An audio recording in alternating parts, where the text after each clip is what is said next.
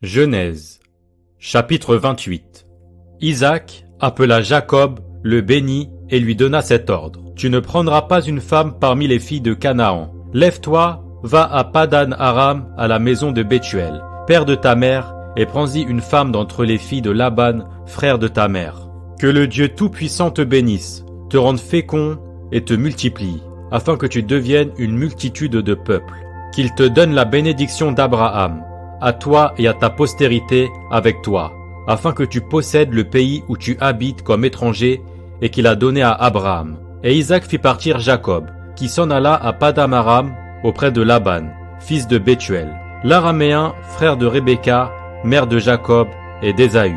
Ésaü vit qu'Isaac avait béni Jacob et qu'il l'avait envoyé à Padan Aram pour y prendre une femme, et qu'en le bénissant, il lui avait donné cet ordre. Tu ne prendras pas une femme parmi les filles de Canaan. Il vit que Jacob avait obéi à son père et à sa mère, et qu'il était parti pour Padan Aram. Ésaü comprit ainsi que les filles de Canaan déplaisaient à Isaac, son père. Et Ésaü s'en alla vers Ismaël. Il prit pour femme outre les femmes qu'il avait, Mahalat, fille d'Ismaël, fille d'Abraham et sœur de Nébajot.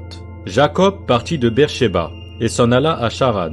Il arriva dans un lieu où il passa la nuit, car le soleil était couché. Il y prit une pierre dont il fit son chevet, et il se coucha dans ce lieu-là. Il y eut un songe, et voici une échelle était appuyée sur la terre, et son sommet touchait au ciel. Et voici les anges de Dieu montaient et descendaient par cette échelle. Et voici l'Éternel se tenait au-dessus d'elle, et il dit, « Je suis l'Éternel, le Dieu d'Abraham, ton père, et le Dieu d'Isaac. La terre sur laquelle tu es couché, je la donnerai à toi et à ta postérité. Ta postérité sera comme la poussière de la terre. Tu t'étendras à l'Occident et à l'Orient, au septentrion et au Midi, et toutes les familles de la terre seront bénies en toi et en ta postérité.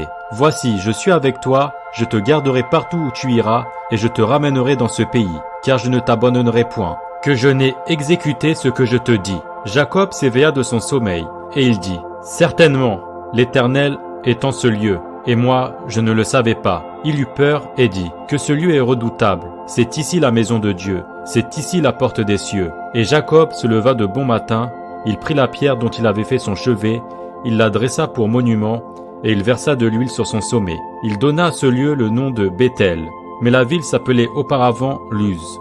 Jacob fit un vœu, en disant, « Si Dieu est avec moi, et me garde pendant ce voyage que je fais, s'il me donne du pain à manger et des habits pour me vêtir, et si je retourne en paix à la maison de mon père, alors l'Éternel sera mon Dieu. Cette pierre que j'ai dressée pour monument sera la maison de Dieu, et je te donnerai la dîme de tout ce que tu me donneras. »